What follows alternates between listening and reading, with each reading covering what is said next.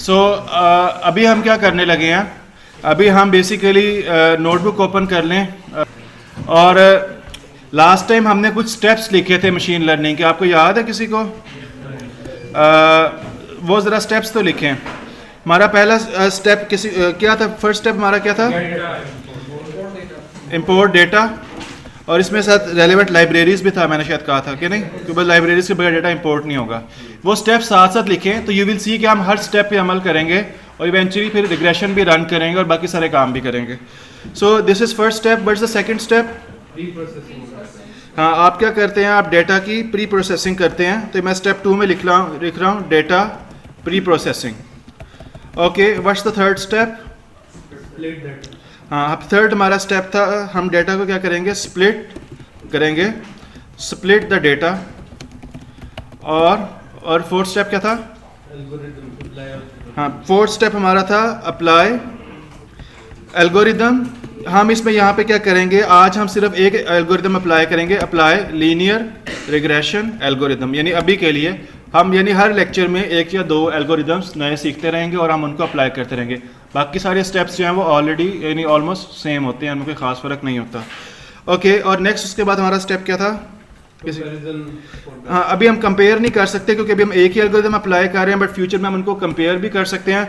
आज हम कंपेयर की बजाय क्या करेंगे? आज हम उनसे प्रेडिक्शन लेंगे कि जो हमने एल्गोरिदम अप्लाई किया है उसकी बेस पे हम क्या करेंगे? आज हम कुछ प्रेडिक्शन लेंगे। ठीक हो गया? और लास्ट में हम एरर वगैरह वो भी अभी के लिए इतना काफ़ी है। ओके, सो ये कुछ स्टेप्स हैं मशीन लर्निंग के, हम इसी तरतीब से करेंगे। उससे पहले लेकिन मुझे आपको ज़रा एक दो कॉन्सेप्ट समझाने ज़रूरी हैं। सो एवरीवन, आप मेरे साथ क्या करेंगे? आप मेरे साथ एक नई एक्सेल शीट ओपन करें और एक नई एक्सेल फाइल हम अभी बनाते हैं बैठ के। हम यहाँ पर अपने आईवीज़ और डीवीज़ अभी से बनाते हैं। तो फॉर एग्ज़ाम्पल मैंने आपको बताया था हम यहाँ पर 3-4 कॉलम्स बनाते हैं। फॉर एग्ज़ाम्पल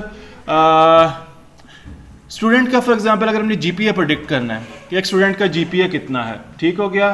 तो हाँ, उसके लिए जीपीए को क्या क्या चीज़ें प्रेडिक्ट कर सकती हैं स्टूडेंट के? If you want to predict कि एक स्टूडेंट का जीपीए कितना होगा, तो क्या क्या फैक्टर्स हैं जो उसको प्रेडिक्ट करने में हेल्प कर सकते हैं? ग्रेड्स, किसके ग्रेड्स? सो फॉर एग्जाम्पल मैं कहता हूँ कि mid term grades, this could be one factor. अच्छा, आपने जो कॉलम के नाम लिखने हैं ना, उसमें स्पेस नहीं होनी चाहिए। तो मैंने एक कॉलम बनाया मिड टर्म ग्रेड्स का, मैं सिर्फ इसमें 10-10 वैल्यूज़ दूंगा। ये हमारा फीचर है, मैंने लास्ट टाइम बताया फीचर मींस इंडिपेंडेंट वेरिएबल, जिसके थ्रू हम जो प्रेडिक्ट करते हैं, जो प्रेडिक्टर्स होते हैं इंडिपेंडेंट वेरिएबल्स उन्हें हम कहते हैं। हम क्या कर सकते हैं उसका? फॉर एग्जांपल असाइनमेंट का जो रिजल्ट है उसके थ्रू हम प्रेडिक्शन कर सकते हैं। और हम किसके थ्रू प्रेडिक्शन कर सकते हैं? हम फाइनल टर्म के थ्रू प्रेडिक्शन कर सकते हैं। और हम किसके थ्रू प्रेडिक्शन कर सकते हैं? हम क्विज के थ्रू प्रेडिक्शन कर सकते हैं। और लास्ट हमारे पास कॉलम है जीपीए का। अब ये जो जीपीए है इसको मैं फॉर एग्जांपल ग्रीन हाईलाइट कर रहा हूँ, मींस ये जीपीए बेसिकली क्या इंडिकेट कर रहा है? ये मेरा डिपेंडेंट वेरिएबल है। ठीक हो गया? और ये जो बाकी 4 मेरे क्या हैं? ये आईवीज हैं, इंडिपेंडेंट वेरिएबल है।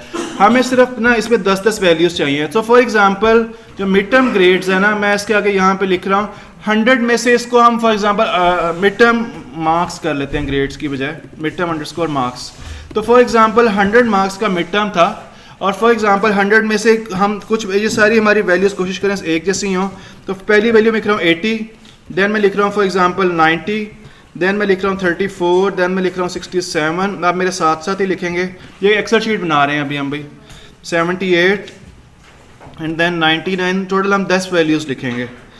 85, देन हम लिखेंगे 84 and then we will write 77 और एक और वैल्यू 80।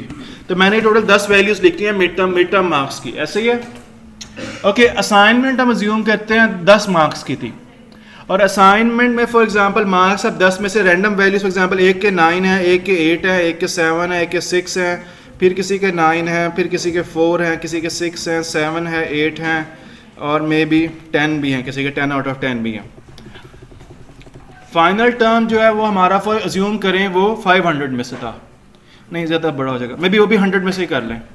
तो फाइनल टर्म में भी फॉर एग्जांपल किसी के 89 मार्क्स हैं, किसी के 78 मार्क्स हैं, किसी के 67 मार्क्स हैं, किसी के 90 मार्क्स हैं, 95 मार्क्स हैं, 78 मार्क्स हैं, 92 मार्क्स हैं, 94 मार्क्स हैं, 89 मार्क्स हैं और प्रोबेबली किसी के 65 मार्क्स हैं।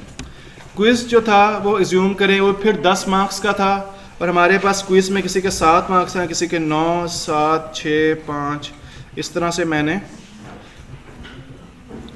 ये मार्क्स बना लिए हैं। अब जीपीए वो आउट ऑफ 4 होता है। मैं इसका फ़िलहाल ग्रीन कलर ख़त्म कर रहा हूँ, पता नहीं शायद नज़र आ रहा है कि नहीं। तो किसी का जीपीए 3.33, किसी का जीपीए 3.67, किसी का जीपीए 2.5, किसी का जीपीए है फॉर एग्ज़ाम्पल 3.78, किसी का जीपीए है 2.2, किसी का जीपीए है 3.3, किसी का जीपीए 3.45, किसी का जीपीए 3.20, किसी का जीपीए है 3.37 और अगेन किसी का जीपीए 1.5। ये डेटा सेट बना लें भाई अभी, और हम इसको मल्टीपल लीनियर रिग्रेशन के लिए यूज़ करेंगे। अगर मैं इससे ज़्यादा जूम करूँगा तो ये नीचे से नज़र नहीं आएगा। हाँ, इसमें जीपीए क्या है मैं यहाँ लिख देता हूँ, लेकिन इसको आपने रिमूव। जीपीए हमारा क्या है, इज़ ओवर डीवी, जिसे आप लेबल भी कह सकते हैं, जिसे आप जो है यानी डिपेंडेंट वेरिएबल, यानी हमने जीपीए प्रेडिक्ट करना है। जीपीए क्या हमने प्रेडिक्ट करना है, और बाकी जो हमारे पास 4 चीज़ें हैं, mid term marks, assignment, final term, quiz, ये हमारे क्या हैं, आईवीज़ हैं, जिसे हम प्रेडिक्टर्स भी कहते हैं। ये जो बाकी चारों हैं ये हमारे क्या हैं, आईवीज़ हैं, और जीपीए हमारा डीवी है। क्वेश्चन क्या आपका पूछना? ओके, प्रेडिक्ट हम ये करेंगे कि ये भी 10 स्टूडेंट्स का है ना। अगर हमारे पास 11वां स्टूडेंट आता है जिसके हमें मिड टर्म मार्क्स पता हो, असाइनमेंट पता हो, फाइनल टर्म पता हो, क्विज पता हो, तो उसका कितना जीपीए होगा। ये तो गिवन डेटा है ना, उसको हम फिर अननोन पे अप्लाई करेंगे। हाँ जी, हाँ हो रहा है। अभी आपका जो क्वेरी है कि हाँ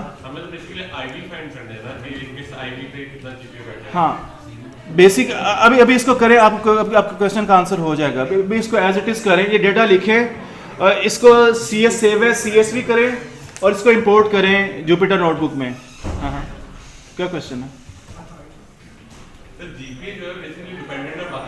बाकी सारी चीज़ों पे। हाँ, ऐसे ही है। हाँ, वो 4 हम देंगे एज एन इनपुट, तो हमें प्रिडिक्ट करके देगा कि जीपीए कितना है। नहीं, मैं वैसे कह रहा हूँ, वो आई नो कि वैसे बनता है। आप अज्यूम करें कि जीपीए ये 4 चीज़ें प्रिडिक्ट करती है, हमें फार्मूला नहीं पता, और हमने उसकी जो गिवन डेटा उसके बेस पर हमें कैलकुलेट करना है। हमें फार्मूला नहीं पता कि जीपीए कैलकुलेशन का क्या formula, we don't know that. हाँ, खुद से ये हमने सारी वैल्यूज खुद से अज्यूम की हैं। कोशिश करें आप भी ये वैल्यू लिखें ताकि we should be on the same page. जिन लोगों को पता है, जिन्होंने पहले कोर्स अटेंड किया हुआ है, फाइल को सेव करें CSV के तौर पे, डेस्कटॉप पे या कहीं पे भी, और इसको जुपिटर नोटबुक में इंपोर्ट करें पांडास के थ्रू। जिन्होंने लास्ट प्रोग्रामिंग फंडामेंटल्स का कोर्स लिया उनको पता होना चाहिए। जिनको नहीं पता उनको जस्ट आस्क मी, या मैं उसको मेरे साथ करें उसको। मैं बताता हूँ। CSV text file save as, उसमें CSV टेक्स्ट आ रहा है कहीं पे, और कॉमा डिलीमीटर वो कर लें, कॉमा डिलीमीटर कर लें, वो कर लें। CSV में कॉमा डिलीमीटर वाली जो टाइप है वो कर लें। और इवन इसको आप सेवन एक्सेल फाइल भी कर सकते हैं, अगेन आपकी मर्जी है। हम एक्सेल को भी रीड कर सकते हैं, हम CSV को भी। कितने लोगों ने पहले कभी जुपिटर नोटबुक पे काम नहीं किया? इनका फर्स्ट टाइम है। किनका फर्स्ट टाइम है जुपिटर नोटबुक? 5 लोग हैं, बाकी सारों ने किया हुआ है, ठीक है। और इसने 7 वाले ने किया हुआ है, ठीक है, ओके। सो मैं बेसिकली क्या कर रहा हूँ, ये मैंने डेटा लिख लिया, इसमें से मैं ये हटा रहा हूँ। एवरीवन 2-3 चीज़ें लाजमी होती हैं। इन जनरल जो आपका कॉलम नेम है उसमें स्पेस नहीं होनी चाहिए। जिस तरह मैंने मिड टर्म अंडरस्कोर मार्क्स लिखा है, मिड टर्म स्पेस मार्क्स नहीं लिखना, क्योंकि इट्स अ गुड प्रैक्टिस कि आपके नामों में स्पेस ना हो। अभी तो इसमें मसला नहीं होगा, बट अगेन ये प्रैक्टिस एक अच्छी प्रैक्टिस है कि जो भी आपके कॉलम नेम्स वगैरह है उसमें स्पेस ना हो। मैंने फाइनल अंडरस्कोर टर्म लिखा है, समझ लगी इस बात की। मैं इसको सेव करता हूँ फाइल, और मैं इसको सेव एज करता हूँ, और मैं इसको अपने डेस्कटॉप पे सेव कर रहा हूँ, और मैं इसको यहाँ पर फाइल का नाम देता हूँ GPA। आप कुछ भी नाम दे लें, स्टूडेंट मार्क्स दे लें, और मैं सेव एज जाके मैं इसको सेव कर रहा हूँ एज ए CSV। जो लोग विंडोज़ यूज़ कर रहे हैं, आपको CSV में कॉमा डिलीमीटर की ऑप्शन आएगी, सेव एज टाइप। आपने इसको CSV, मैंने GPA CSV फाइल के तौर पे अपने डेस्कटॉप पे सेव कर लिया और मैं इसको सेव करना ज़रूरी है, सेव करेंगे तो वही फाइल इंपोर्ट होगी। इसको अपने डेस्कटॉप पे या कहीं पे भी सेव कर लें। आप एक्सेल भी कर सकते हैं, एक्सेल भी कर सकते हैं, मैं बताता हूँ। ओके सो मैंने, अगर आई डोंट नो आपको नजर आ रहा है कि नहीं, ये फाइल मेरी gpa.csv, जिन लोगों को पता है फाइल कैसे इंपोर्ट करते हैं, पांडास लाइब्रेरी के थ्रू इसको इंपोर्ट करें अपने जुपिटर नोटबुक में। जो लोग फर्स्ट टाइम कर रहे हैं, एवरीवन जस्ट फॉलो मी, जो लोग फर्स्ट टाइम कर रहे हैं, जो CSV फाइल इंपोर्ट करने के लिए जो लाइब्रेरी है उसका नाम है इंपोर्ट पांडास। इंपोर्ट का कीवर्ड यूज होता है किसी भी लाइब्रेरी को इंपोर्ट करने के लिए, और हम इसे लिखेंगे import pandas as PD। As PD is just like a nick name. Basically file का असल जो लाइब्रेरी जो है, आपका जो पैकेज है उसका असल नाम है पांडास। पाइथन के जो सारे इकोसिस्टम वो जानवरों पे बेस करता है, Python, Anaconda, pandas and you know. So import pandas as PD। PD is, you can say properly जो उसको एलियस कहते हैं, लाइक निक नेम, के बजाय कि फ्यूचर में हम पूरा वर्ड पांडास लिखें, हम PD लिखेंगे। लिखना आसान है, इसको कॉल करना आसान है, तो यानी कि एज PD हम मीन्स ये इसको as a nick name use करें। क्लियर है ये? तो ये बेसिकली बहुत रिच लाइब्रेरी है जो कि डेटा इंपोर्ट करने में और डेटा पे बहुत सारे फंक्शंस अप्लाई करने में हेल्प करती है। समझ लगी इस बात की? तो हम क्या करते हैं, इसको मैंने लिख लिया और फिर नेक्स्ट लाइन ऑफ कोड में मैं क्या करूँगा, मैं अब क्या इसको इंपोर्ट करूँगा। तो मैं लिखता हूँ student underscore GPA equals to, इस नाम से मैं टेबल बना रहा हूँ। अब लिखेंगे PD और डॉट डालें, PD मीन्स पांडास, डॉट डाल के टैब प्रेस करें। जुपिटर नोटबुक का एक अच्छा फ़ायदा ये है कि जो भी रेलेवेंट इसमें जो फंक्शंस है ना, वो यहाँ पे आपके पास लिस्ट में आ जाएंगे। किससे ये नहीं आए, PD लिखें, डॉट डालें और टैब का बटन प्रेस करें, आपके पास ये लिस्ट आ जाएगी। आप इसमें R लिखें तो ये रीड अंडरस्कोर, यानी कि पांडास जो है ना, इस तरह के फॉर्मेट्स को रीड मीन्स इंपोर्ट कर सकता है या इनपुट ले सकता है। तो यहाँ पे रीड CSV में भी मिलेगा, रीड एक्सेल भी मिलेगा। तो जिसने CSV फॉर्मेट में फाइल सेव की है वो क्या लिखेगा, रीड अंडरस्कोर CSV, और जिसने एक्सेल में लिखी है वो रीड अंडरस्कोर एक्सेल को सिलेक्ट कर ले। समझ लगी इस बात की? तो बेसिकली मैंने CSV फॉर्मेट में सेव की है। आप देखें ये बहुत रिच है। आप HTML फाइल इंपोर्ट कर सकते हैं, JSON फाइल, पिकल की फाइल, SPSS की फाइल, SQL की फाइल, स्टेटा की फाइल, XML फाइल्स, यानी जितने इन जनरल फॉर्मेट्स हैं जिनमें डाटा सेव होता है, आप उन फाइल से डाटा इंपोर्ट कर सकते हैं। तो अगेन ये एक बहुत रिच लाइब्रेरी है।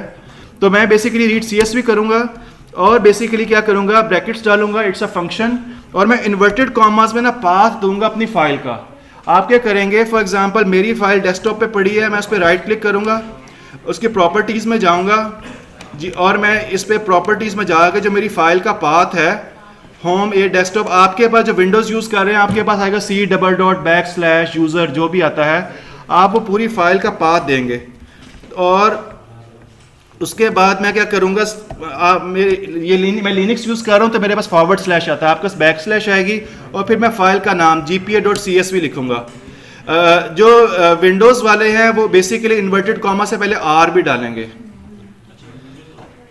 और मैं ये स्टूडेंट अंडरस्कोर GPA अगर मैं इसको शो करवाऊँ तो मेरे पास ये फाइल इंपोर्ट हो गई है। किससे ये नहीं हुई, जस्ट टेल मी, मैं आप लोगों की हेल्प करूँगा। आपने पूरा पाथ देना है, आगे फाइल का नाम .csv एक्सटेंशन भी देनी है। जिन लोगों ने एक्सेल में किया वो .xlsx जो भी आपकी एक्सटेंशन होती है देंगे। चलते हैं, अगर नहीं भी हो रहा probably you can do it at home, लेकिन जिनका हो रहा है साथ साथ करेंगे। सो हमने फर्स्ट स्टेप कर लिया, हमने डेटा इंपोर्ट कर लिया, हमने रेलेवेंट लाइब्रेरीज इंपोर्ट कर ली हैं। अभी फिलहाल एक ही लाइब्रेरी थी, हमें फ्यूचर में और भी लाइब्रेरीज चाहिए होंगी। डेटा प्री प्रोसेसिंग में क्या होता है, मैं आपको कुछ चीज़ें बताता हूँ, बाकी चीज़ें हम बाद में करेंगे। So for example we need to see कि हमारे डेटा में कोई नल वैल्यू है कि नहीं है। ठीक है, अगर है तो उसका क्या ट्रीटमेंट करना है, ये सारा मैंने प्रोग्रामिंग फंडामेंटल से पहले करवाया हुआ है। स्टूडेंट अंडरस्कोर GPA यानी इस टेबल में से, अच्छा ये जिन लोगों को नहीं पता, मैंने बेसिकली जो अपनी फाइल इंपोर्ट की है ना, उसको मैंने एक वेरिएबल में सेव कर दिया, उस टेबल में सेव कर दिया है, और उस टेबल का क्या नाम है, स्टूडेंट अंडरस्कोर GPA। अब मुझे जो भी कैलकुलेशंस या फंक्शंस अप्लाई करने हैं वो किस पे अप्लाई करने हैं, इस स्टूडेंट अंडरस्कोर GPA पे। तो मैं यहाँ पे क्या करूँगा, मैं लिखूँगा student underscore GPA dot drop, और यहाँ पे NA लिखा होगा। ड्रॉप NA एक फंक्शन है, ये बेसिकली क्या करता है, अगर आपके डेटा में कोई नल वैल्यूज हों तो इनको ड्रॉप कर देता है। ठीक हो गया, इसमें तो बेसिकली है ही नहीं, अदरवाइज इसको क्या कर देता, ड्रॉप कर देता। इसी तरह से अगर आपने डुप्लीकेट्स ड्रॉप करने हो या कोई रोज वगैरह डिलीट करनी है, तो एक बज़ाहिर हमें इस डेटा सेट के लिए कुछ भी प्री प्रोसेसिंग नहीं करनी, तो मैं इसको भी एज इट इज़ जाने देता हूँ। लेकिन जो हमारे पास बड़े डेटा सेट्स होते हैं उनमें यकीनन बहुत ज़्यादा गुंजाइश होती है कि हम उसमें प्री प्रोसेसिंग करें। कुछ रोज़ को ड्रॉप करना पड़ता है, कुछ कॉलम्स को ड्रॉप करना पड़ता है, कुछ कॉलम्स को रीनेम करना पड़ता है, मिसिंग वैल्यूज़ को डिलीट करना। So there are lot of things that we need to do. Third step में आ जाएं, ये बड़ा इंपॉर्टेंट है और यही आपने समझना है। डेटा स्प्लिट का क्या मतलब है एवरीवन? मैं आप दोबारा आपको जो अपने यहाँ पर ये बहुत इंपॉर्टेंट है भाई, इसको छोड़ें, यहाँ पे सारे फोकस करें। बेसिकली हमारे पास जो डेटा है अभी, इसमें कितने कॉलम्स हैं? 5 कॉलम्स हैं, जिसमें से हमारे पास मिड टर्म मार्क्स हैं, असाइनमेंट्स हैं, फाइनल टर्म है, क्विज और जीपीए, ऐसे ही है। इसमें से ये जो 4 कॉलम्स हैं ये बेसिकली क्या है, मैं इनको फॉर एग्जाम्पल इनको, ये हमारे इंडिपेंडेंट वेरिएबल्स हैं, इनको मैं ग्रीन, ये नज़र ही नहीं आएगा, इसको मैं कौन सा कलर दूँ, फॉर एग्जाम्पल इनको मैं रेड कर देता हूँ। तो ये जो बेसिकली जो रेड कलर वाले ये हमारे क्या हैं? आईवीज़ हैं। और यहाँ पर बेसिकली ये वाला जो हमारे पास ये वाला जो कॉलम है ये बेसिकली क्या है? हमारे पास डीवी है। और मैं इसको फॉर एग्जांपल मैं इसको ब्लू कर देता हूँ। अच्छा, अब आपने यही काम आईवीज़ का और डीवीज़ का आपने अपने जुपिटर नोटबुक में करना है। तो बेसिकली आप क्या करेंगे, मैं यहाँ पर स्प्लिट में सबसे पहले मैं अपने इंडिपेंडेंट वेरिएबल लिखूंगा। मैं वेरिएबल बताऊँ आईवीज़ का, और मैं यहाँ पे इंडिपेंडेंट वेरिएबल बनाऊंगा। मैं कैसे बनाऊंगा, मैं जो बेसिकली जो मेरे पास टेबल है स्टूडेंट अंडरस्कोर जीपीए, और मैं इसमें ना इन्वर्टेड ये जो ब्रैकेट है इसमें मैं जो एक लिस्ट बनाऊंगा उन कॉलम की जो मेरे आईवीज़ हैं। बेसिकली 2 दफ़ा ब्रैकेट डालेंगे, आई गेस तब होगा। तो बल्कि इससे पहले एवरीवन, इससे पहले कमांड लिखे ऊपर student underscore GPA dot columns. ये कमांड क्या करती है, आपके डेटा में जितने भी कॉलम्स के नाम है ना वो डिस्प्ले कर देगी। Student underscore GPA dot columns, ये कमांड क्या करती है, आपके डेटा सेट में जितने भी कॉलम के नेम्स हैं वो डिस्प्ले करती है। ये इसका फ़ायदा क्या है, कॉपी पेस्ट करना आसान है। जो पहले 4 आईवीज़ हैं मैं इनको यहाँ से कॉपी करूँगा और यहाँ पे स्टूडेंट अंडरस्कोर जीपीए जो नीचे मैंने लिखा था इसमें पेस्ट कर दूंगा इन्वर्टेड कॉमास के साथ एज इट इज़। ये वो स्क्वायर ब्रैकेट्स 2। अगर मैं इसको रन करूंगा तो ये मेरे पास हो जाएगा। यानी बेसिकली मैंने कंप्यूटर को बताया है कि ये जो 4 कॉलम्स हैं ना, ये मेरे आईवीज़ हैं। आईवीज़ में मैंने क्या लिखा है, स्टूडेंट अंडरस्कोर जीपीए, और डबल ब्रैकेट्स में मैंने यानी ये जिसको आई गेस मैंने प्रोग्रामिंग लेक्चर में बताया था, जब आपको मल्टीपल वैल्यूज सेलेक्ट करनी होती है ना तो आप एक लिस्ट बना के देते हैं। तो यहाँ पे इसलिए हमने अंदर एक लिस्ट बनाई। जो फर्स्ट वाली ब्रैकेट है वो इंडेक्सिंग के लिए होती है। अगर नहीं भी पता तो this is the way we do that. आप क्या करेंगे, कॉलम्स में से पहले 4 कॉलम्स के नाम को सिलेक्ट करें और वो आप यहाँ पर दे देंगे तो आपका आईवी बन जाएगा। This is what I wrote. अगर यहाँ पे नहीं पता चल रहा तो मैं इसको, बेहतर है कि मैं इसको यहाँ लिख, एक minute. So this is the first command that I wrote, अगर आपको नहीं पता चल रही, and this is the second command that I wrote. अगर आपको, सो मैं यहाँ पे इसको जूम कर देता हूँ। ये आपको प्रैक्टिस के साथ खुद ही आ जाएगा। अगेन ये इसको यानी कोई रट्टा लगाने की जरूरत नहीं है। बट बेसिकली जो फर्स्ट कमांड है student underscore GPA dot columns, ये आपको डिस्प्ले करती है कि हमारे डेटा में कितने कॉलम्स हैं। इसका फ़ायदा ये तो आप कॉपी पेस्ट वहाँ से कर सकते हैं। और इसमें बेसिकली मैंने क्या किया है, उनमें से जो मेरा पूरे डेटा सेट में से 4 कॉलम्स को मैंने सेलेक्ट किया, उसकी एक लिस्ट बनाई है उसकी, और उसको मैंने आईवीज़ डिक्लेयर कर दिया कि ये 4 कॉलम्स मेरे क्या हैं, इंडिपेंडेंट वेरिएबल्स हैं। समझ लगी इस बात की? तो एक पीछे कॉलम बचता है, वो मेरा क्या हो जाएगा, डिपेंडेंट वेरिएबल। तो मैं यहाँ पर इसी तरह से एक और कॉलम बनाता हूँ, इसी के नीचे मैं लिखता हूँ डीवी डिपेंडेंट वेरिएबल, और वो मैं लिखता हूँ student GPA student underscore GPA. Again मैं अपने पहले टेबल का नाम लिखूंगा और इसमें से जो मेरा डीवी वाला जो है जीपीए उसको मैं यहाँ पे कॉपी पेस्ट कर दूंगा ऐसे, और ये मेरा एक डीवी भी बन जाएगा। हाँ, जब एक वैल्यू देनी है ना तो सिंगल ब्रैकेट चाहिए। अगर आपको एक आईवीज़ में मल्टीपल वैल्यूज थी तो मैंने यहाँ पे डबल ब्रैकेट्स दी थी। बेसिकली इससे हुआ क्या है कि हमने जो हमारा एक बड़ा टेबल था उसमें से हमने 2 हिस्से निकाल लिए हैं। एक हिस्सा है आईवीज़ के कॉलम्स का और एक हिस्सा है डीवी का। समझ लगी इस बात की? ये असल में ये एक तरह का स्प्लिट है, इसके अलावा एक और स्प्लिट है। ओके एवरीवन, इसमें जो एक इम्पोर्टेंट बात है, यहाँ पर हमारे पास जो थर्ड स्टेप है that is split the data. इसमें ना 2 तरह के स्प्लिट होते हैं। एक अभी आपने स्प्लिट कर ली है उसको डीवीज में और आईवीज में, लेकिन एक और स्प्लिट होता है। मशीन लर्निंग में अब यहाँ से असल में आप समझ लें कि मशीन लर्निंग वाला स्टेप स्टार्ट हो रहा है। मशीन लर्निंग में हम अपने डेटा को ना कम से कम 2 हिस्सों में, आइडियली 3 हिस्सों में डिवाइड करते हैं, लेकिन हम अपने डेटा को 2 हिस्सों में डिवाइड करते हैं। हम क्या करते हैं, ये मेरे पास टोटल कितनी रोज हैं, 10। हम क्या करते हैं, जो हमारे पास 80% डेटा है ना, 80% ऑफ डेटा, उसको हम किस में कन्वर्ट करते हैं, हम उसको कहते हैं ये हमारा ट्रेनिंग डेटा होगा, यानी इस पे हम अपने मॉडल को, रिग्रेशन के एल्गोरिथम को ट्रेन करेंगे। और जो रिमेनिंग हमारा 20% डेटा होता है ना, उसको हम कहते हैं टेस्ट डेटा। यानी कि एक दफ़ा अभी आपको ट्रेनिंग और टेस्ट की समझ लग जाएगी। टेस्ट मीन्स कि इस पे हम चेक करेंगे कि हमारे रिजल्ट्स वाकई में एक्यूरेट आ रहे हैं कि नहीं आ रहे, या कितने % एक्यूरेसी आ रही है, या कितने % एरर आ रहा है।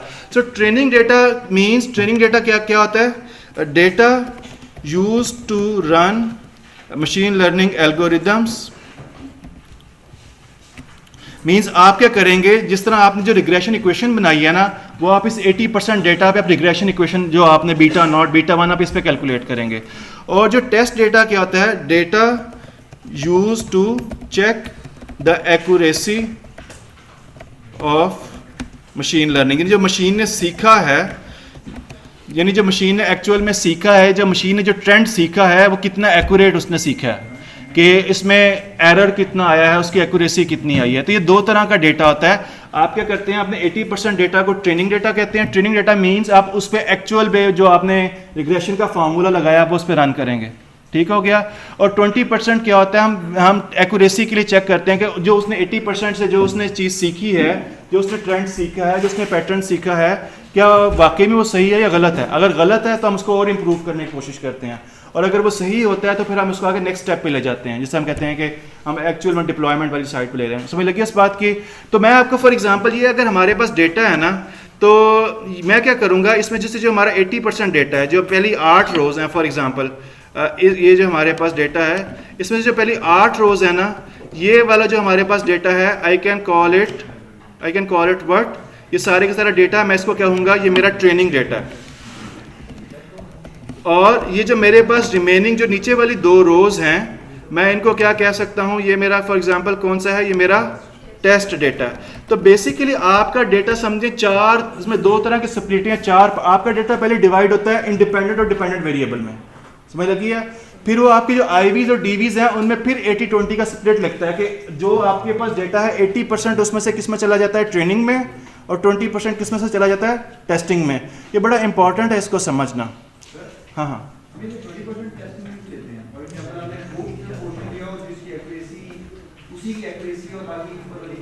नहीं ये होता है, और इसका ये बिल्कुल सही बात है, ये बायस आता है। और इसके लिए ना, ये मैं आपको यहाँ दिखाने के लिए, एक्चुअल में इसमें पैरामीटर होता है रैंडम का, ये शफलिंग का। तो हम रैंडमली डेटा, रैंडमली रोज़ 80% उठाएंगे ट्रेनिंग में, और जो रिमेनिंग होगी वो टेस्टिंग में। तो जो रैंडमनेस है, वो जो बायसनेस है, वो रिमूव कर देती है। वो हम इसको एक्चुअल में करेंगे। एवरीवन, इसको समझने की ज़रूरत है, ये बड़ा इंपॉर्टेंट पॉइंट है कि आप आपके डेटा समझ लें। आपके डेटा की 4 कैटेगरीज बन रही हैं। पहली 2 कैटेगरीज क्या हैं, डीवीज और आईवीज, और फिर उन डीवीज और आईवीज को फिर हम फर्दर स्प्लिट करते हैं किसमें, ट्रेनिंग डेटा में और टेस्ट डेटा में। ये चीज़ आप लोगों के, इवन जिन लोगों ने रिग्रेशन पढ़ा भी हुआ है, उनके लिए ये चीज़ मशीन लर्निंग के लिए नहीं होती, यानी मशीन लर्निंग के लिहाज से ये चीज़ उनके लिए नहीं होती है। बेशक आपने स्टैट में इन जनरल यानी रिग्रेशन के क्वेश्चन सॉल्व किए होते हैं, इस तरह से नहीं पढ़ा होता। अब मैं इसको नाम देता हूँ। Basically in general regression equation में ना, ये जो हाँ डीवीज भी हैं, तो मैं इसको इस तरह से लिखता हूँ। जो आईवी होता है ना, उसको हम लिखते हैं ट्रेनिंग में। जो आईवी होता है ना, जो आईवी में जो ट्रेनिंग डेटा होता है, उसको मैं लिख सकता हूँ train x. Basically in general regression में ना, जो इंडिपेंडेंट वेरिएबल्स को हम एक्स कहते हैं। और आईवी में जो टेस्टिंग डेटा होता है, उसको मैं टेस्ट अंडरस्कोर एक्स लिख सकता हूँ। Y sorry, train under sorry IV DV में जो आईवी में ट्रेनिंग में जो डीवी वाला डेटा है, उसको मैं ट्रेन अंडरस्कोर, इसको लिख लें एज इट इज, मैं बताता हूँ। And then we have IV underscore test, उसको हम टेस्ट एक्स कहते हैं। और डीवी अंडरस्कोर टेस्ट, उसको हम टेस्ट वाई कहते हैं। मैं इस पर रीजनेबल टाइम स्पेंड करने का तैयार हूँ, लेकिन हम यहाँ बढ़ेंगे नहीं जब तक हम आपकी चीज़ क्लियर ना हो। आपके ख्याल में ये वाला जो पार्ट है, ये बेसिकली क्या है, इसके कौन से 2 एट्रीब्यूट्स हैं जिसको मैंने हाईलाइट किया? ये इंडिपेंडेंट है और ट्रेनिंग है। तो मैं, अगर मुझे इस सारे पार्ट को हाईलाइट करना हो, I can call it IV underscore train. मैं इसको कह सकता हूँ कि नहीं कह सकता कि ये इंडिपेंडेंट भी है और ट्रेनिंग वाला भी है। ये वाला जो पार्ट है ये बेसिकली क्या है? Training and DV. ये ट्रेनिंग है और डीवी है, तो मैं इसको क्या कह सकता हूँ? ये डिपेंडेंट वेरिएबल और ट्रेनिंग वाला पार्ट है। ये वाला जो पार्ट है हमारे पास, ये क्या है? ये हमारे पास टेस्ट है, और ये बेसिकली क्या है? आईवी है। और जो ये वाला पार्ट है ये हमारे पास टेस्ट और डीवी है। तो ये जिसे हम कहते हैं ना स्प्लिट द डेटा, ये बेसिकली ये स्प्लिट है कि आपने अपने डेटा को बेसिकली आप समझे दो तरह के स्प्लिट्स लगाए हैं। पहले स्प्लिट में आपने इसको क्या किस में स्प्लिट किया है? आईवीज में और डीवीज में। और दूसरे स्प्लिट में आपने क्या किया? उसको फर्दर स्प्लिट किया ट्रेनिंग में और टेस्टिंग में। Did you guys get that? ये समझना बड़ा ज़रूरी है, अदरवाइज आप कंफ्यूज रहोगे। अगर नहीं समझ लगे, I can explain it again, but let's do it. Basically ये काम समझाने के लिए मशीन ये काम आपके लिए सारा कुछ खुद ही कर देगी। तो मैं आपके सामने बेसिकली एक लाइब्रेरी इंपोर्ट करता हूँ जो कि ऑटोमेटिकली आपके लिए ये स्प्लिट जो है वो सारा कुछ कर देगी। सो आप एवरीवन, हम एक और लाइब्रेरी अभी इंपोर्ट करेंगे। मशीन लर्निंग की जो पाइथन में मेन लाइब्रेरी है उसे हम कहते हैं scikit. Scikit stands for science kit. Everyone, आप इस लाइन को एज इट इज़ कोड को लिख लें। sklearn लाइब्रेरी का नाम है। इस लाइन को एज इट इज़ लिखें और रन करें, क्या होती है क्या नहीं होती, फिर मैं आपको समझाता हूँ। Just do it. sklearn.model selection train test split। नाम से जाहिर है कि आपके डेटा, ये जो फंक्शन है किस लिए करेगा? आपके डेटा को ट्रेनिंग में और टेस्ट स्टेटमेंट स्प्लिट कर देगा। ये एक और लाइब्रेरी है मशीन लर्निंग के लिए। एक यही लाइब्रेरी बहुत ज़्यादा यानी ज़रूरी है। मेन जो लाइब्रेरी है sklearn, it stands for science kit learn, यानी मशीन लर्निंग के जितने भी एल्गोरिदम्स हैं वो यहाँ पे आप लोग अप्लाई कर सकते हो। इसमें शुरू में फ्रॉम है, फिर यानी कि अगर आप सिंपल पाइथन के एक फ़ायदा ये, to me it's like a plain English के फ्रॉम इस बड़ी चीज़ में से इस एक छोटे से पार्ट को इंपोर्ट कर लो। From this whole thing import this particular module या एक पर्टिकुलर जो इसका पार्ट है उसको इंपोर्ट कर लें। ओके, जैसे इसका नाम ही इंडिकेट करता है ट्रेन टेस्ट स्प्लिट, ये बेसिकली क्या करेगा? हम इसको आईवीज देंगे और डीवीज देंगे जो अभी हमने बनाए हैं, और हम इसको कहेंगे कि 80% इसमें से ट्रेनिंग में अलग कर लो और 20% इसमें से क्या अलग कर लो? टेस्टिंग में। समझ लगी इस बात की कि नहीं? तो इसका नाम ही जो मैंने आपको पीछे थ्योरी बताई है। सो बेसिकली एवरीवन, हम इसके इस तरह से लिख सकते हैं। मैं आपके लिए मैंने ऑलरेडी कोड लिखा हुआ है ताकि आसानी रहे। So let me just okay everyone, अगर ये आपसे इंपोर्ट हो गया, जहाँ पर आपने आईवीज और डीवीज बनाए हैं ना, इसके नीचे आप ये लाइन ऑफ कोड लिखेंगे। मैं इसको थोड़ा चेंज कर देता हूँ। मैं इसको बल्कि उस पर वर्ड में पेस्ट करता हूँ। So instead of X you can write, X means IV होता है, you can write IV underscore train IV underscore test. मैं इसको वर्ड में पेस्ट कर देता हूँ ताकि आपको आसानी रहे। वाई डीवी होता है और डीवी टेस्ट को स्टूडेंट्स, हाँ क्या? हाँ, आईवीज के बेस पे हमने डीवी की वैल्यू प्रेडिक्ट करनी है। यहाँ पे मैं लिख सकता हूँ आईवीज और यहाँ पे डीवी डिपेंडेंट वेरिएबल जहाँ लिखूँगा DV. Okay, let me run that. Message run हो गया। एवरीवन, मैं इसको वर्ड में पेस्ट कर रहा हूँ। Just write this line of code. ये आपने कहाँ लिखना है? या आपने लिखना है जो आप इंडिपेंडेंट और डिपेंडेंट वेरिएबल के नीचे वाली जो लाइन है उसमें लिखें। तो बेसिकली एक फंक्शन है ट्रेन टेस्ट स्प्लिट का। इसे हम क्या देंगे? अपने आईवीज देंगे, अपने डीवी देंगे, और ये टेस्ट साइज 0.2 मीन्स आपसे कह रहे हैं कि टेस्ट डेटा 20% रखो, तो ऑटोमेटिकली जो रिमेनिंग 80% होगा वो ट्रेनिंग डाटा बन जाएगा। यहाँ से स्टार्ट हो रहा है। आप इस तरह से लिखेंगे IV underscore train comma IV underscore test. आप देख रहे हैं ये बेसिकली हमारे डेटा को ना 4 पार्ट्स में डिवाइड कर रहा है। DV underscore train, DV underscore test, वही 4 पार्ट्स जो मैंने अभी आपको एक्सेल पे दिखाए हैं।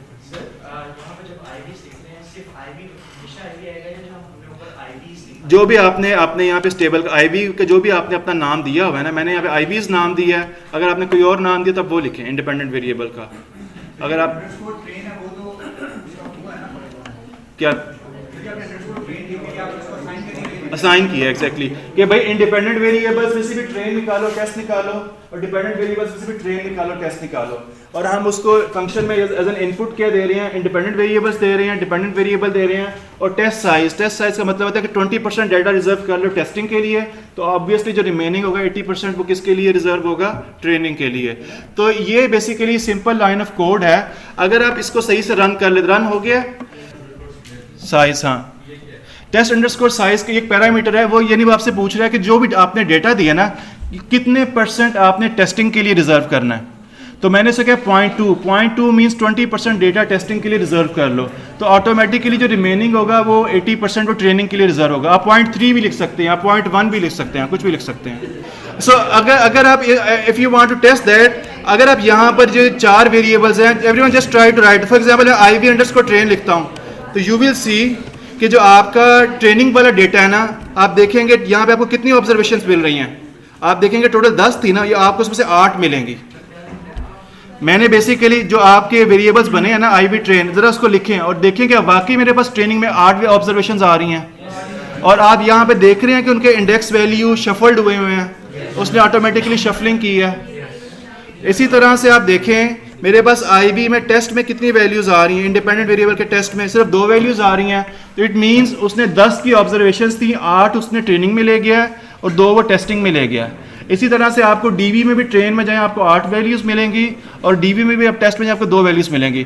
तो इट मीन्स कि उसने हमारे डेटा को ट्रेनिंग में और टेस्ट में और डिपेंडेंट और इंडिपेंडेंट वेरिएबल्स में स्प्लिट कर दिया, रैंडमली किया। इसमें ना एक और पैरामीटर होता है, अगर आप इसको मज़ीद करना चाहें, ये जो टेस्ट साइज इक्वल्स टू 0.2 मैंने लिखा है ना, अगर मैं इसके बाद यहाँ पे लिख लूँ, इसमें ना पैरामीटर होता है शफल इक्वल्स टू ट्रू। तो अगर आप इसको शफल इक्वल्स ट्रू करेंगे तो शफलिंग करेगा, और फॉर एग्जांपल मैं इसको IV_train कर दूं तो ये शफलिंग करेगा। अगर मैं चाहता हूँ, अगर चाहते हैं कि शफलिंग ना हो तो शफल इक्वल्स फॉल्स कर दें, तो आप देखेंगे वो शफलिंग नहीं कर रहा, वो 0 1 2 सी तरतीब से आ जाएगा, बाय डिफ़ॉल्ट ट्रू है उसमें। बट अगर आप चाहते हैं कि वो शफलिंग ना करे तो फॉल्स भी कर देते हैं आप। It's good, yes, shuffling is always recommended. Sometimes data में बायस होता है कि पहली 5-10 रोज़ बायस्ड हैं, यानी वो एक तरह की हैं, और अगली 5-10 रोज़ एक और तरह की हैं। तो अगर वो पहली 5-10 रोज़ इंडिपेंडेंट में चली जाएँ, यानी ट्रेनिंग में चली जाएँ, तो टेस्टिंग में रिजल्ट सही नहीं आते। It's always recommended that you shuffle the data, ताकि रैंडम रोज़ आपके पास ट्रेनिंग में आए, ताकि डेटा में जो बायसनेस है वो ख़त्म हो। इसके अलावा इसमें और भी पैरामीटर्स हैं, अगर आप इसकी डॉक्यूमेंटेशन में जाएं, रैंडम स्टेट भी होती है इसमें, स्ट्रेटिफाई, अगेन इसमें और भी चीज़ें हैं। जिन लोगों को नहीं पता, अगर आपने किसी भी फंक्शन की डॉक्यूमेंटेशन खोलनी हो तो आप उस फंक्शन के ये जो ब्रैकेट होती है पैरेंथेसिस, इसके अंदर क्लिक करें और शिफ्ट टैब दबाएं तो आपको उस फंक्शन की डॉक्यूमेंटेशन मिल जाएगी। ये बहुत बेसिकली बड़ा यूज़फुल होता है। हम हर दफ़ा हर चीज़, हर पैरामीटर याद नहीं रख सकते, तो डॉक्यूमेंटेशन खोल के आप देख सकते हैं इसमें क्या क्या पैरामीटर्स हैं। अगेन नीचे डॉक्यूमेंटेशन में हर पैरामीटर की डिस्क्रिप्शन, किस तरह का डेटा इसको चाहिए, अरेज में चाहिए, इंट चाहिए, फ्लोट चाहिए, और सारी डॉक्यूमेंटेशन आपको मिल जाती है। So basically what this did, ये जो स्टेप हमने किया है स्प्लिट का, इसने क्या किया है, अगेन इसने हमारे डेटा को ये स्प्लिट कर दिया इस तरह से 4 चीज़ों में। So we have independent variables का ट्रेनिंग पार्ट, और वी हैव डिपेंडेंट वेरिएबल का training part, we have independent variables का testing part, and we have dependent variable का टेस्टिंग पार्ट। तो इसने हमारे पास डेटा को स्प्लिट कर दिया है 80-20 में। क्लियर होगी ये बात? अच्छा, if you want to try you can also do that, instead of 0.2 you can write maybe 0.4। तो होगा क्या कि 40% डेटा हमारा टेस्टिंग में चला जाएगा और 60% डेटा हमारा किस में चला जाएगा, ट्रेनिंग में। तो अगर मैं 0.4 करने के बाद IV_train करूं तो मेरे पास ट्रेनिंग में 6 वैल्यूज़ हैं, तो इट मीन्स ऑटोमेटिकली मेरे पास टेस्टिंग में कितनी चली गई हैं, 40%, 4 वैल्यूज़ टेस्टिंग में चली गई हैं। इन जनरल 80-20 प्रेफर किया जाता है, बिकॉज ट्रेनिंग में हमें ज़्यादा से ज़्यादा डेटा फीड करना चाहिए, और टेस्टिंग में यानी वो डेटा उससे मशीन सीख कुछ नहीं रही होती, सिर्फ टेस्टिंग के लिए यूज़ हो रहा होता है।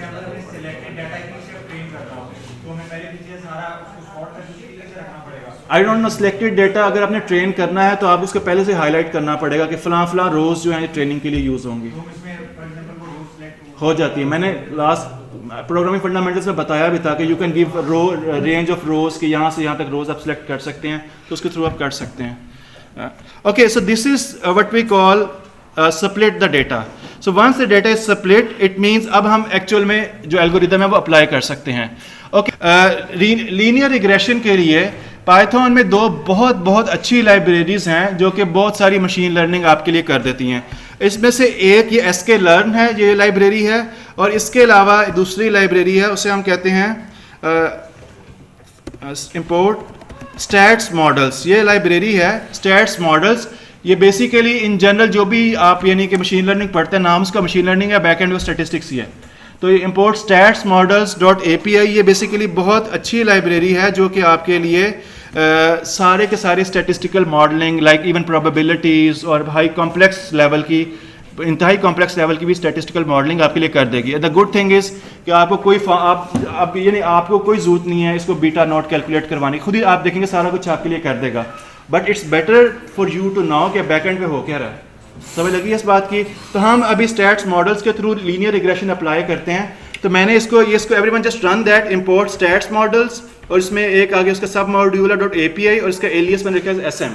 तो we will use this library to calculate linear regression. Okay, so अब हम क्या करेंगे, स्टैट्स मॉडल्स को हम यूज करेंगे अगेन।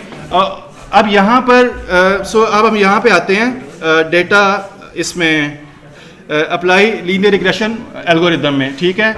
अब यहाँ पर हम क्या करेंगे, और जो आप कह रहे थे जो नई चीज़ यानी कि इन जनरल जो हम नहीं पढ़ते, मैं यहाँ से उठा लेता हूँ ताकि मैंने बनाया हुआ है। So everyone just right these 3 lines of code बस। और अगेन आप लोगों का जो पेपर होगा वो ओपन बुक होता है, इन जनरल ओपन नोट्स होगा। सो कॉपी पेस्ट दिस, इसको रटा लगाने की कोई ज़रूरत नहीं है। तो यहाँ पर अपने वाई ट्रेन की बजाय मैंने उसको वर्ड दिया हुआ है IV_train।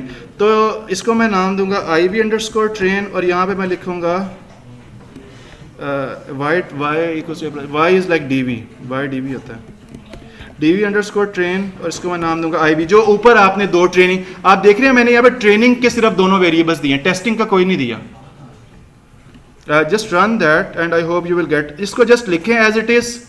और ये DV_train IV_ आप देख रहे हैं इसमें सिर्फ ट्रेनिंग डेटा दिया है एज एन इनपुट, और ये इसने बैक एंड पे क्या किया, वही जो मैट्रिक्स कैलकुलेशन थी ना वही सारी कर करके आपको एक कॉम्प्रिहेंसिव समरी दे दी है जिसको हम अभी डिस्कस करते हैं। Just right that and run that. फिर हम OLS ये ऑर्डिनरी लीस्ट स्क्वायर ये मैं आपको बताता हूँ। सो डिड यू सी कि आपको ना बीटा नॉट कैलकुलेट करना पड़ा, ना बीटा 1 कैलकुलेट करना पड़ा, सारा कुछ उसने कर दिया। But still I guess it's good कि आपको पता हो कि बैक एंड पे कैलकुलेशंस हुई कैसे हैं। पूछना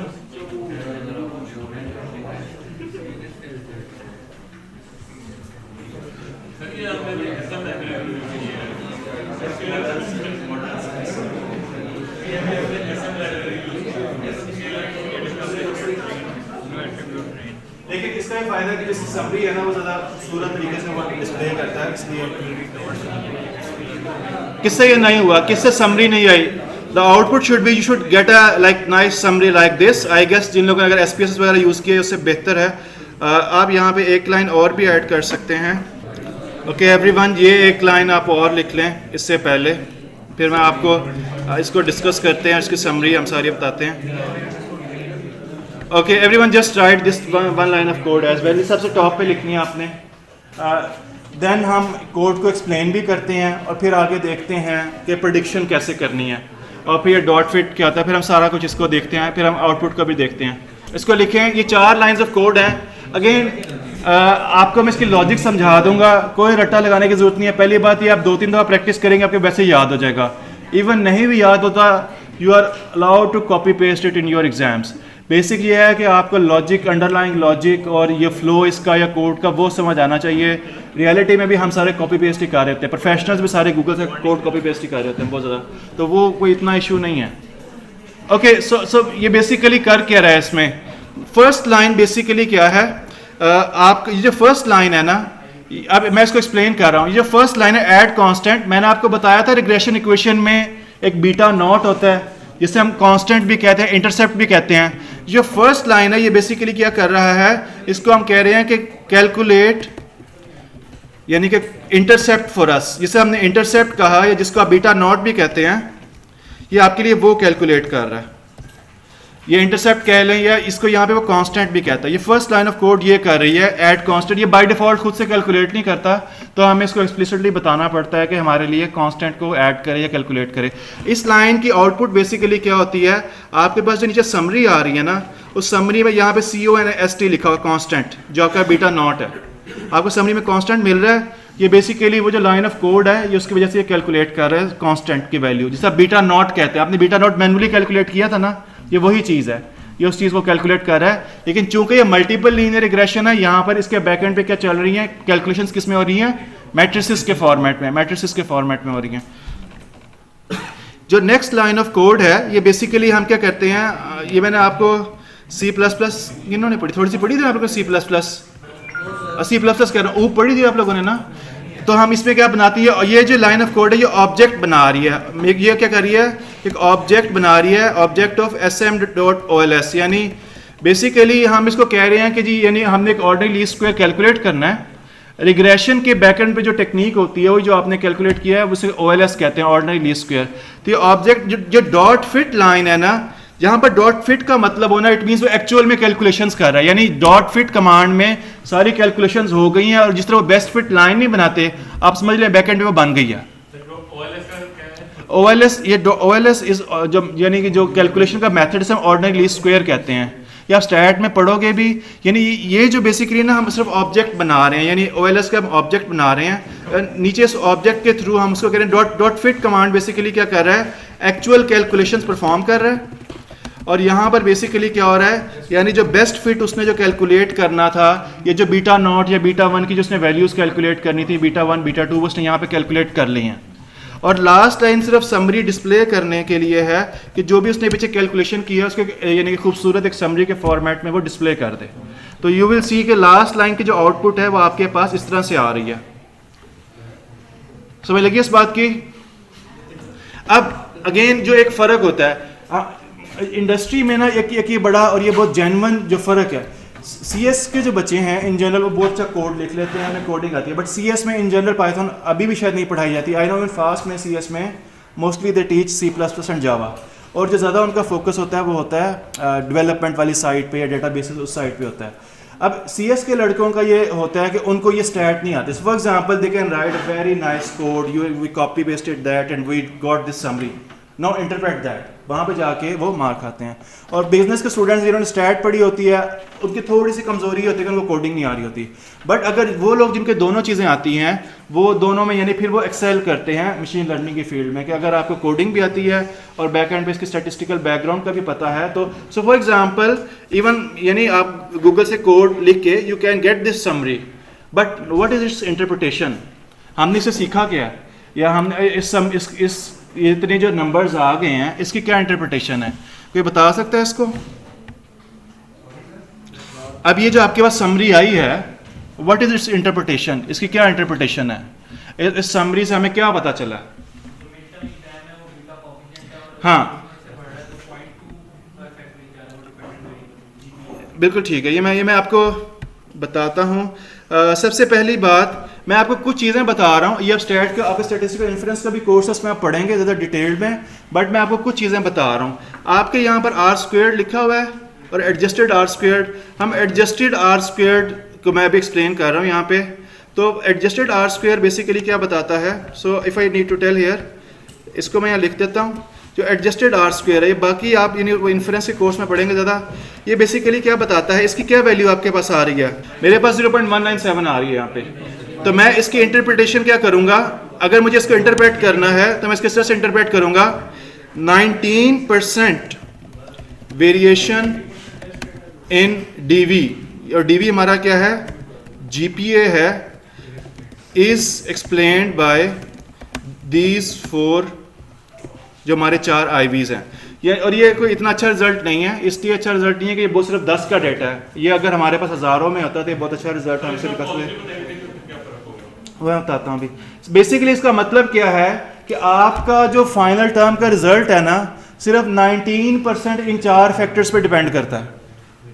क्या इंटरप्रिटेशन है, कि जो आपका DV है, जो आपका GPA है, सॉरी जो आपका GPA है, उस सिर्फ 19% एज पर दिस डाटा सिर्फ 19% जो है इन 4 फैक्टर्स पे डिपेंड करता है, और बाकी 81% कुछ और फैक्टर्स हैं जो कि हमारे डेटा में नहीं है, जो इसको इन्फ्लुएंस करते हैं। नहीं समझ लगी? ओके, मैं इसको यहाँ लिख देता हूँ, जस्ट राइट इट हियर, एक मिनट, हाँ let me just right it.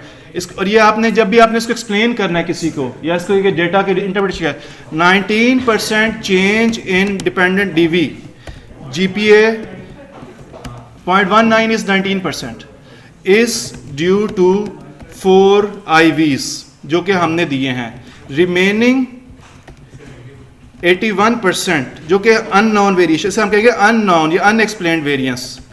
जो remaining 81% unexplained variance means changes, यानी कि GPA में जो बाकी चेंजेस आ रही हैं are due to some other factors that are not present in our data.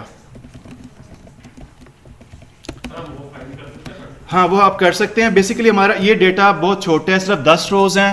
अगर आप इसको ये 10,000 रोज़ होती तो आप देखते कि शायद 70% वेरिएंस यहीं से एक्सप्लेन हो रही होती, 30% अननोन होती। चूँकि ये डेटा अभी बहुत ही छोटे लेवल का है, बहुत कम है, तो ये इंटरप्रिटेशन। हाँ ओके, बहरहाल irrespective of results, I don't know वो क्यों हो रहा है, लेकिन जो भी आपके रिजल्ट्स हैं ये उसकी इंटरप्रिटेशन है, ये आपको पता होनी चाहिए। नेगेटिव इन जनरल नहीं होना चाहिए, चूंकि आपका डेटा बहुत ही कम है, शायद उस वजह से होगा। इन जनरल ये नेगेटिव होता है। हाँ स्क्वायर्ड मेरे भी ख्याल है। बहरहाल बस भाई ये एक इंटरप्रिटेशन है एडजस्टेड आर स्क्वायर की, आपको ये पता होना चाहिए।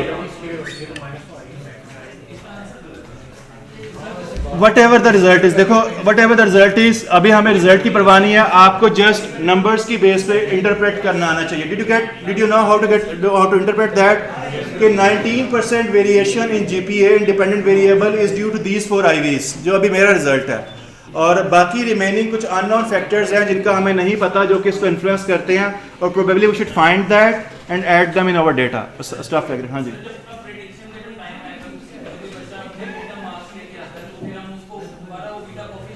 कोएफिशिएंट्स के थ्रू ही प्रेडिक्ट करेंगे। नहीं एग्जैक्टली ये रिग्रेशन ही है, लेकिन बेसिकली मशीन ने इसमें क्या सीखा है, वो जो इसने बैक एंड पे बीटा नॉट और बीटा 1 सीखा है ना, उससे मशीन लर्निंग का नाम देते हैं। नहीं, स्प्लिट वो अभी करना है। मैं अभी जब हम टेस्ट करेंगे ना, आई डोंट नो अभी टाइम बढ़ा कि मैं अभी जो नेक्स्ट जो मैं आपको यहाँ दिखा सकता हूँ, जो जब हम एक दफ़ा ये ले लेते हैं ना टेस्ट, ये ट्रेनिंग डेटा पे, तो नेक्स्ट हमारा होता है टेस्टिंग का, कि हमारे रिजल्ट्स कितने एक्यूरेट हैं, उसके लिए हम स्प्लिटिंग करेंगे। So the point is split data आपको नेक्स्ट लेक्चर में कराऊंगा, कि मैं खुद थक गया हूँ बोल के। वो हमने अभी टेस्ट नहीं की, लेकिन वो करनी चाहिए, जो कि अभी नहीं मैं करवा रहा, बट किसी और स्टेज पर करवा लेंगे, बट वो करनी चाहिए। यू आर राइट कि पहले वो असम्पशंस चेक करनी चाहिए।